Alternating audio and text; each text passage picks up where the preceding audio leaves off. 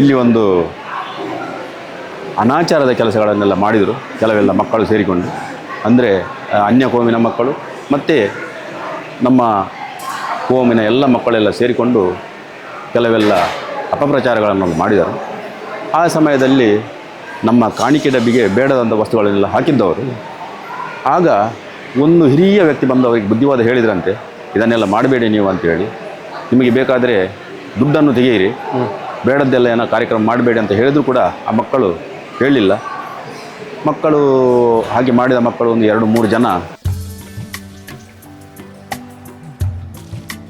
ನಮಸ್ಕಾರ ವೀಕ್ಷಕರೇ, ಧ್ವನಿಕಾ ಸ್ಟುಡಿಯೋಗೆ ಸ್ವಾಗತ. ತುಳುನಾಡು ಅಂದರೆ ದೈವಗಳ ಕಾರ್ಣಿಕಕ್ಕೆ ಹೆಸರುವಾಸಿಯಾಗಿದೆ. ಅಂಥದ್ದೇ ಕಾರ್ಣಿಕವನ್ನು ತೋರಿಸಿದ ಕ್ಷೇತ್ರಗಳಲ್ಲಿ ಕಟಪಾಡಿಯ ಪೇಟೆಬೆಟ್ಟುವಿನ ಶ್ರೀ ಬಬ್ಬುಸ್ವಾಮಿ ಕ್ಷೇತ್ರ ಕೂಡ ಒಂದು. ಇದರ ಕಾರ್ಣಿಕವನ್ನು ತಿಳಿಯಲು ನಮ್ಮೊಂದಿಗೆ ಈ ಕ್ಷೇತ್ರದ ಗುರಿಕಾರರಾದ ಹರಿಶ್ಚಂದ್ರ ಪಿಲಾರ್ ಅವರಿದ್ದಾರೆ. ಬನ್ನಿ ಅವರನ್ನು ಮಾತಾಡಿಸೋಣ. ನಮಸ್ಕಾರ ಸರ್. ನಮಸ್ಕಾರ. ಈ ಕ್ಷೇತ್ರದ ಬಗ್ಗೆ ನಮ್ಮ ವೀಕ್ಷಕರಿಗೆ ತಿಳಿಸ್ತೇವೆ.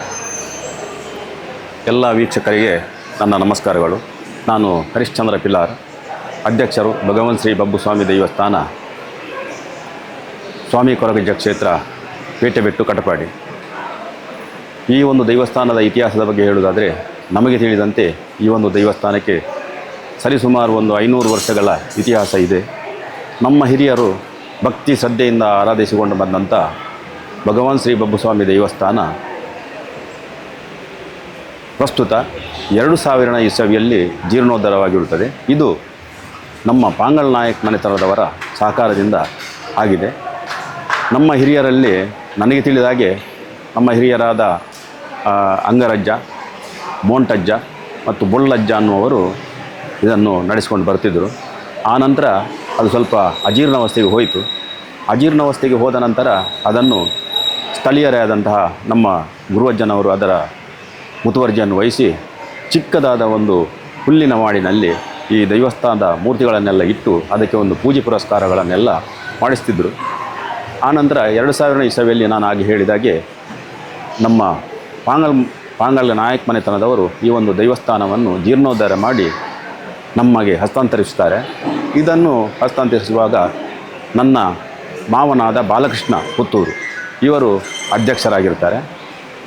ನಾನು ಸಹ ಒಂದು 2002ನೇ ಇಸವಿಯಲ್ಲಿ ಇಲ್ಲಿಂದ ದೇವರ ಸೇವೆ ಮಾಡಲಿಕ್ಕೆ ಬಂದಿದ್ದೇನೆ. ನನ್ನ ಮಾವನವರು ತೀರಿ ಹೋದ ನಂತರದ 2007ರಲ್ಲಿ ಆ ನಂತರದಿಂದ ನಾನು ಇಲ್ಲಿಯ ಅಧ್ಯಕ್ಷನಾಗಿ ಕೆಲಸ ಮಾಡ್ತಿದ್ದೇನೆ. ಬಹುಶಃ ನಮ್ಮ ಹಿರಿಯರು ಹಾಕಿಕೊಟ್ಟಂಥ ಮಾರ್ಗದರ್ಶನದಲ್ಲೇ ನಾವು ನಡೆಯುತ್ತಿದ್ದೇವೆ. 2018ನೇ ಇಸವಿಯ ಸರಿಸುಮಾರಿಗೆ ಇಲ್ಲಿ ಒಂದು ಅನಾಚಾರದ ಕೆಲಸಗಳನ್ನೆಲ್ಲ ಮಾಡಿದರು ಕೆಲವೆಲ್ಲ ಮಕ್ಕಳು ಸೇರಿಕೊಂಡು.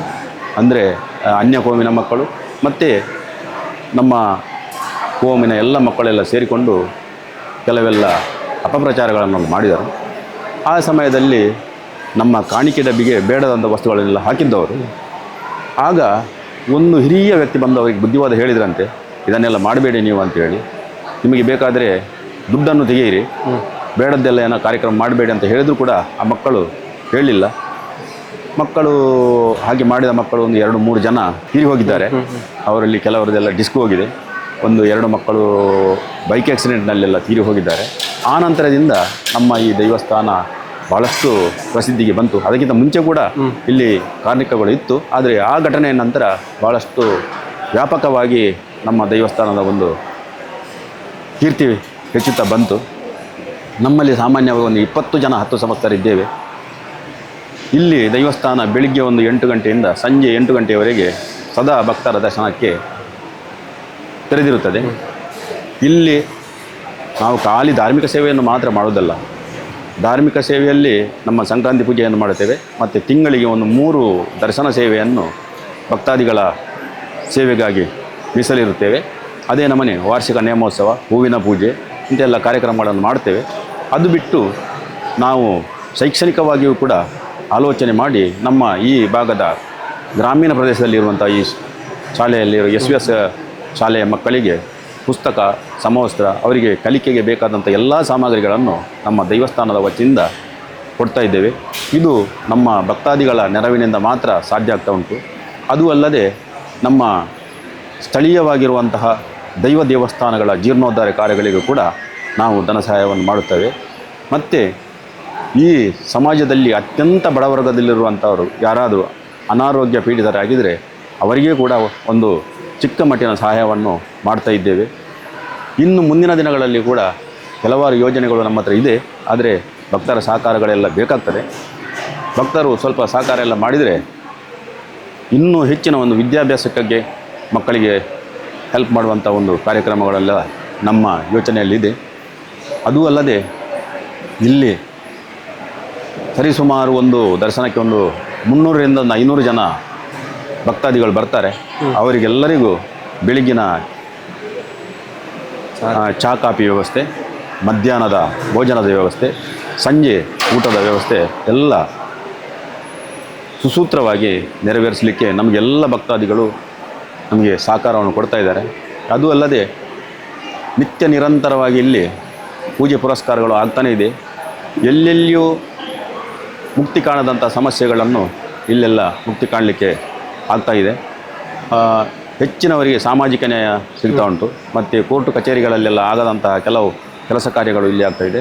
ಪುತ್ರ ಸಂತಾನ ಇಲ್ಲದವರಿಗೆ ಪುತ್ರ ಸಂತಾನ ಭಾಗ್ಯದಂಥ ಕೆಲಸ ಕಾರ್ಯಗಳನ್ನು ಕೂಡ ಆ ದೈವರಾಜ ಬಬ್ಬುಸ್ವಾಮಿ ಮಾಡಿಕೊಡ್ತಾ ಇದ್ದಾರೆ. ಅದು ಅಲ್ಲದೆ ಇಲ್ಲಿ ನೇಮೋತ್ಸವವು ಪ್ರತಿ ಜನವರಿ ತಿಂಗಳ ಪ್ರತಿ ಶನಿವಾರ ಮತ್ತು ಆದಿತ್ಯವಾರ ಜರುಗ್ತಾ ಇದೆ. ಅದಕ್ಕೆ ಎಲ್ಲ ಊರುಗಳಿಂದ ಜನರೆಲ್ಲ ಬರ್ತಾ ಇದ್ದಾರೆ. ಈ ವಾರದ ದರ್ಶನ ಸೇವೆಯೂ ಕೂಡ ನಮ್ಮ ಈ ಸ್ಥಳೀಯ ಭಕ್ತಾದಿಗಳು ಮಾತ್ರವಲ್ಲದೆ ಬೇರೆ ಬೇರೆ ಊರುಗಳಿಂದ, ದೂರದ ಊರುಗಳಿಂದೆಲ್ಲ ಬರ್ತಾ ಇದ್ದಾರೆ. ಬಹುಶಃ ನಮ್ಮ ಈ ದೈವಸ್ಥಾನಕ್ಕೆ ಹೊರದೇಶದ ಭಕ್ತಾದಿಗಳು ಕೂಡ ಇಲ್ಲಿಯ ಒಂದು ಭಕ್ತಾದಿಗಳಾಗಿದ್ದಾರೆ. ಎಲ್ಲರಿಗೂ ಆ ಭಗವಾನ್ ಶ್ರೀ ಬಬ್ಬುಸ್ವಾಮಿ ಎಡಬಲ ಶಕ್ತಿಗಳು ಶಾಂತಿ, ನೆಮ್ಮದಿ, ಆಯುಷ್ಯ, ಆರೋಗ್ಯವನ್ನು ಕೊಟ್ಟು ಎಲ್ಲರನ್ನೂ ರಕ್ಷಿಸಲಿ ಅಂತ ಹೇಳ್ತಾ ನನ್ನ ಮಾತನ್ನು ಮುಗಿಸ್ತೇನೆ. ಧ್ವನಿಕಾ ಸ್ಟುಡಿಯೋಕ್ಕೆ ಸಮಯ ಕೊಟ್ಟಿದ್ದಕ್ಕೆ ಧನ್ಯವಾದ ಸರ್. ಧನ್ಯವಾದಗಳು. ಈ ಕ್ಷೇತ್ರದ ಬಗ್ಗೆ ಹೆಚ್ಚಿನ ಮಾಹಿತಿ ನೀಡಲು ನಮ್ಮೊಟ್ಟಿಗೆ ಈ ಕ್ಷೇತ್ರದ ಜವಣೇರ ಮುಖಾರಿಯಾದಂಥ ತುಕಾರಾಮ್ ಉರ್ವ ಅವರಿದ್ದಾರೆ. ಬನ್ನಿ ಅವರನ್ನು ಮಾತಾಡಿ. ನಮಸ್ತೆ ಸರ್. ನಮಸ್ತೆ. ನಮಸ್ತೆ. ಈ ಕ್ಷೇತ್ರದ ಬಗ್ಗೆ ನಿಮ್ಮ ಹಿರಿಯರು ಹೇಳಿದ ಪವಾಡಗಳು ಏನಾದರೂ ಇದೆಯಾ? ಈ ಕ್ಷೇತ್ರದ ಬಗ್ಗೆ ಹೇಳಬೇಕೆಂದರೆ ಈ ಕ್ಷೇತ್ರಕ್ಕೆ ಸುಮಾರು 500 ವರ್ಷದ ಇತಿಹಾಸ ಇದ್ದಂತೆ ನಮ್ಮ ಹಿರಿಯರಿಂದ ಕೇಳ್ಪಟ್ಟದ್ದು. ಪಾಂಗಾಳ ನಾಯಕ್ ಮನೆತನದ ಒಡೆತನದಲ್ಲಿರುವ ಈ ಕ್ಷೇತ್ರ ಇದೀಗ ಜಗತ್ಪ್ರಸಿದ್ಧವಾಗಿ ಕೀರ್ತಿಯನ್ನು ಪಡಿತಾ ಇದೆ. ಅಂದರೆ ಒಂದು 10 ವರ್ಷಗಳ ಹಿಂದೆ ಈ ಸಾನ್ನಿಧ್ಯದಲ್ಲಿ ಒಂದು ದುರ್ಘಟನೆ ಅಂತ ಹೇಳ್ಬೋದು. ಅನ್ಯ ಧರ್ಮದ ಕೆಲವು ವ್ಯಕ್ತಿಗಳಿಂದ ಇಲ್ಲಿ ಭಂಡಾರಕ್ಕೆ ತುಂಬ ಅನ್ಯಾಯ ಲಭಿಸಿದೆ. ಕಾಣಿಕೆ ಡಬ್ಬಿಯಲ್ಲಿ ನಾವು ಅದರ ಹಣವನ್ನು ಸಂಗ್ರಹಿಸುವಂಥ ಹೊತ್ತಿಗೆ ಅದರಲ್ಲಿ ಬೇಡವಾದ ವಸ್ತುಗಳೆಲ್ಲ ನಮಗೆ ಕಂಡು ಬಂತು. ಇದನ್ನು ನಾವು ನೋಡಿದಂಥ ನಾವು ಬಹಳಷ್ಟು ನೊಂದು ಹೋಗಿ 10 ಸಂಸ್ಥರು ಎಲ್ಲರೂ ಒಂದು ಸೇರಿಕೊಂಡು ಒಂದು ಪ್ರಾರ್ಥನೆ ಮಾಡಿದ್ದೇವೆ. ಬುದ್ಧಿ ಭ್ರಮಣೆಗೊಂಡವರು ಯಾರಾದರೂ ಈ ಕಾರ್ಯವನ್ನು ಮಾಡಿದರೆ ಅವರನ್ನು ಸರಿ ಮಾಡಿಸಿಕೊಡ್ಬೇಕು. ಬುದ್ಧಿ ಇದ್ದು ಯಾರಾದರೂ ಈ ಕಾರ್ಯವನ್ನು ಮಾಡಿದರೆ ಅವರಿಗೆ ಹುಚ್ಚು ಬರಿಸಬೇಕು ಎಂಬೊಂದು 10 ಸಂಸ್ಥರು ಪ್ರಾರ್ಥನೆ ಮಾಡಿದ್ದೇವೆ. 6 ದಿವಸದಲ್ಲಿ ಆ ವ್ಯಕ್ತಿಗೆ ಹುಚ್ಚನ್ನು ಬರಿಸಿ ಈ ಸ್ಥಳದಲ್ಲಿ ಬಹಳಷ್ಟು ಬಬ್ಬುಸ್ವಾಮಿ ಕೊರಗಜ್ಜ ಕಾಣಿಕೆಯನ್ನು ಮೆರೆದಿದ್ದಾರೆ. ಆ ದಿವಸದಿಂದ ಈ ಒಂದು ಕ್ಷೇತ್ರ ಪುಣ್ಯಕ್ಷೇತ್ರ ಆಗಿ ಜಗತ್ಪ್ರಸಿದ್ಧವಾಗಿ ಮೆರೀತಾ ಇದೆ. ಇನ್ನು ಹೊರಗಡೆಯಿಂದ ಅಂದರೆ ಬೇರೆ ರಾಜ್ಯದಿಂದ ಕೂಡ ಭಕ್ತಾಭಿಮಾನಿಗಳು ಬರ್ತಿದ್ದಾರೆ. ಅದರ ಬಗ್ಗೆ ಹೇಳಿ. ಅದರ ಬಗ್ಗೆ ಹೇಳುವುದಂದರೆ ಆ ದಿವಸದ ನಂತರ ಈ ಕ್ಷೇತ್ರದಲ್ಲಿ ಬಬ್ಬುಸ್ವಾಮಿ ಹಾಗೂ ಕೊರಗಜ್ಜ ಬಹಳಷ್ಟು ಪ್ರಬಲವಾಗಿ ಬಂದಂತಹ ಎಲ್ಲ ಭಕ್ತಾದಿಗಳ ಕಷ್ಟಗಳನ್ನು ಕ್ಷಣ ಮಾತ್ರದಲ್ಲಿ ಸರಿ ಮಾಡಿಕೊಟ್ಟು ಅವರಿಗೆ ಸುಖದ ಹಾದಿಯನ್ನು ತೋರಿಸಿಕೊಟ್ಟಿದ್ದಾರೆ. ಈ ಮಾತು ಅವರ ಬಾಯಿಂದ ಬಾಯಿಗೆ ಹೇಳಿ ನಮ್ಮ ಕೆಲಸಗಳು ಆ ಕ್ಷೇತ್ರದಲ್ಲಿ ಆಗಿದೆ, ತಾವುಗಳು ಹೋಗಿ ಎಂಬ ಒಂದು ಇಚ್ಛೆಯಿಂದ ಇದೀಗ ಮುಂಬೈ, ಮಹಾರಾಷ್ಟ್ರ, ಬೆಂಗಳೂರು, ಮೈಸೂರು, ಅಂಕೋಲಾ, ಭಟ್ಕಳ ಅಂತೂ ಹೊರಗಿನ ಪ್ರದೇಶಗಳಿಂದ ಬಹಳಷ್ಟು ಭಕ್ತಾದಿಗಳು ಇಲ್ಲಿಗೆ ಆಗಮಿಸಿದ್ದಾರೆ. ಒಂದು ಚಿಕ್ಕ ಗುಡಿಯಿಂದ ಇದ್ದ ಈ ಕ್ಷೇತ್ರ ಈಗ ಒಂದು ದೊಡ್ಡದಾಗಿ ಬೆಳೆದಿದೆ. ಹಾಗೆ ಈಗ ಇದರೊಂದಿಗೆ ಅನ್ನದಾನ ಇರ್ಬೋದು, ಅನ್ನದಾನ ಅನ್ನೋ ಒಂದು ಮಹಾದಾನ ಹೇಳ್ತಾರೆ ಅಂತ ಇರ್ಬೋದು, ಮತ್ತೆ ಸಾಮಾಜಿಕ ಕಾರ್ಯಕ್ರಮದಲ್ಲೂ ತೊಡಗಿಕೊಂಡಿದೆ. ಇದರ ಬಗ್ಗೆ ಹೇಳಿ. ಈ ಸಾನ್ನಿಧ್ಯದೇ ನಾ ಹೇಳಿದ ಪ್ರಕಾರ 500 ವರ್ಷ ಹಿಂದಿನ ಇತಿಹಾಸದ್ದು. ಕಾಲಕ್ರಮೇಣ ಅದು ಶಿಥಿಲಗೊಳ್ಳುತ್ತದೆ. ಆ ಶಿಥಿಲಗೊಂಡಂತಹ ಸಂದರ್ಭದಲ್ಲಿ ಈ ವಠಾರದಲ್ಲಿರುವಂತಹ ಒಬ್ಬರು ಹಿರಿಯರು ಗುರುವಜ್ಜ ಎಂಬ ವ್ಯಕ್ತಿ ಆ ಅವಶೇಷದ ಅಡಿಯಲ್ಲಿದ್ದಂತಹ ಮುಖಮೂರ್ತಿಗಳನ್ನಿಟ್ಟು ಒಬ್ಬರಾಗಿ ಪೂಜೆ ಮಾಡ್ತಾ ಬರ್ತಾಯಿದ್ರು. ಆನಂತರ ನಮಗೆ ವಿಚಾರ ತಿಳಿದ ನಂತರ ಪಾಂಗಾಳ ನಾಯಕ್ ಮನೆತನ ಇವರ ವಿಚಾರ ಮಾಡಿದಾಗ ಸಂಪೂರ್ಣವಾಗಿ ದೈವಸ್ಥಾನ ನಿರ್ಮಾಣ ಮಾಡಿಕೊಟ್ಟು, ಪ್ರತಿಷ್ಠೆ ಮಾಡಿಕೊಟ್ಟು, ನೇಮೋತ್ಸವ ಮಾಡಿಕೊಟ್ಟು ನಮಗೆ 10 ಸಂಸ್ಥರಿಗೆ ಬಿಟ್ಟುಕೊಟ್ಟಿದ್ದಾರೆ. ಅಂದಿನಿಂದ ನಾವು 10 ಸಂಸ್ಥರು ಬಹಳಷ್ಟು ಪ್ರಾಮಾಣಿಕವಾಗಿ, ಬಹಳ ಒಂದು ಕ್ರಮಬದ್ಧವಾಗಿ ಹರಿಶ್ಚಂದ್ರ ಇವರ ಒಂದು ಮುತಾಲಿಕೆಯಲ್ಲಿ ಅಧ್ಯಕ್ಷತೆಯಲ್ಲಿ ನಡೀತಾ ಬರ್ತಾ ಇದೆ. ಈ ಒಂದು ವಿಡಿಯೋ ವೀಕ್ಷಿಸುತ್ತಿರುವ ಭಕ್ತಾಭಿಮಾನಿಗಳಿಗೆ ನಿಮ್ಮ ಸಂದೇಶ? ಭಕ್ತಾಭಿಮಾನಿಗಳಂದರೆ ಬಬ್ಬುಸ್ವಾಮಿ ಕ್ಷೇತ್ರ ತುಂಬಾ ಇದೆ, 1,000ಕ್ಕೂ ಮಿಗಿಲಾಗಿದೆ ದೇವಸ್ಥಾನ ಇದೆ. ಆ ಕ್ಷೇತ್ರಗಳಲ್ಲಿ ಪೇಟೆ ಬಿಟ್ಟು ಬಹಳಷ್ಟು ಮುಂಚೂಣಿಯಲ್ಲಿದೆ. ಯಾಕಂದರೆ ಬಂದಂತಹ ಎಲ್ಲ ಭಕ್ತಾದಿಗಳು, ಮುಖ್ಯವಾಗಿ ಬರುವಂತಹ ಭಕ್ತಾದಿಗಳಿಗೆ ಆರೋಗ್ಯದಲ್ಲಿ ಬರುವಂತಹ ಸಮಸ್ಯೆಗಳು, ವೈದ್ಯರು ಕೈಬಿಟ್ಟಂತಹ ವ್ಯಕ್ತಿಗಳು ಇಲ್ಲಿಯ ಒಂದು ಪ್ರಸಾದದಲ್ಲಿ ಬಬ್ಬುಸ್ವಾಮಿ ಕರಿಗಂಧದಲ್ಲಿ ಗುಣಮುಖರಾಗಿದ್ದಾರೆ. ದೊಡ್ಡ ದೊಡ್ಡ ಉಡುಪಿಯ ಆಸ್ಪತ್ರೆಗಳಲ್ಲಿ ವೈದ್ಯರು ಇನ್ನು ನಮ್ಮ ಎಲ್ಲ ಚಿಕಿತ್ಸೆ ಆಗಿದೆ, ಇನ್ನು ಮುಂದೆ ಅಲ್ಲಿ ಹೋಗಿ ಅಂತ ಹೇಳಿದ ಉದಾಹರಣೆಗಳು ತುಂಬ ಇದೆ. ಹಾಗಾಗಿ ಮುಖ್ಯವಾಗಿ ಆರೋಗ್ಯವನ್ನು ಪೂರ್ಣಗೊಳಿಸಿಕೊಡ್ತಾರೆ.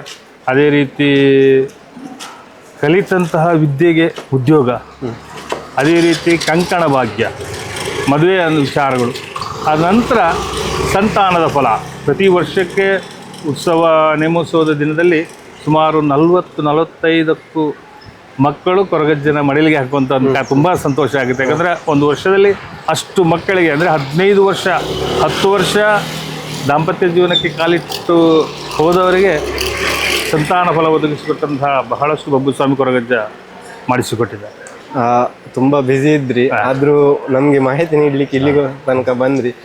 ಮಾಹಿತಿ ನೀಡಿದ್ದಕ್ಕೆ ಧನ್ಯವಾದಗಳು. ಧನ್ಯವಾದಗಳು ಎಲ್ಲರಿಗೂ. ಮತ್ತೊಮ್ಮೆ ಅದೇ ರೀತಿ ಹೇಳೋದು, ಬರುವಂತಹ ಭಕ್ತಾದಿಗಳ ಗಮನಕ್ಕೆ ತಿಂಗಳಲ್ಲಿ 3 ಭಾನುವಾರ ಇಲ್ಲಿ ದರ್ಶನ ಸೇವೆ ನಡೀತದೆ. ಮೊದಲ ಭಾನುವಾರ, 2ನೇ ಭಾನುವಾರ, 3ನೇ ಭಾನುವಾರ. ಬಂದಂತಹ ಎಲ್ಲ ಭಕ್ತಾದಿಗಳಿಗೆ ಬೆಳಗಿನ ಉಪಹಾರ, ಮಧ್ಯಾಹ್ನದ ಅನ್ನ ಸಂತರ್ಪಣೆ, ಸಾಯಂಕಾಲ ಲಘು ಉಪಹಾರ ಹಾಗೂ ರಾತ್ರಿ ಕೂಡ ಊಟದ ವ್ಯವಸ್ಥೆಯನ್ನು ಮಾಡುವಂತಹ ಅವಕಾಶವನ್ನು ಬಬ್ಬುಸ್ವಾಮಿ ಕೊರಗಜ್ಜ ನಮಗೆ ಅನುಭವಿಸಿದ್ದಾರೆ. ಆದಷ್ಟು ಹೆಚ್ಚು ಸಮಸ್ಯೆ ಇರುವವರು ದಯವಿಟ್ಟು ಇಲ್ಲಿ ಬನ್ನಿ, ಖಂಡಿತ ತಮ್ಮ ಸಮಸ್ಯೆಗಳನ್ನು ಪರಿಹಾರ ಮಾಡಿಕೊಳ್ಳಿ ಅಂತ ತಿಳಿಸ್ತೀನಿ. ಧನ್ಯವಾದಗಳು. ಶಿಕ್ಷಕರೇ, ಇದಾಗಿತ್ತು ಈ ಕ್ಷೇತ್ರದ ಮಹಿಮೆ. ಇಂಥದ್ದೇ ವಿಡಿಯೋವನ್ನು ನೋಡಲು ಧ್ವನಿಕಾ ಸ್ಟುಡಿಯೋವನ್ನು ಸಬ್ಸ್ಕ್ರೈಬ್ ಮಾಡಿ, ಬೆಲ್ ಐಕಾನ್ ಅನ್ನು ಒತ್ತಿ. ಈ ವಿಡಿಯೋ ವೀಕ್ಷಿಸಿದ್ದಕ್ಕಾಗಿ ಧನ್ಯವಾದಗಳು.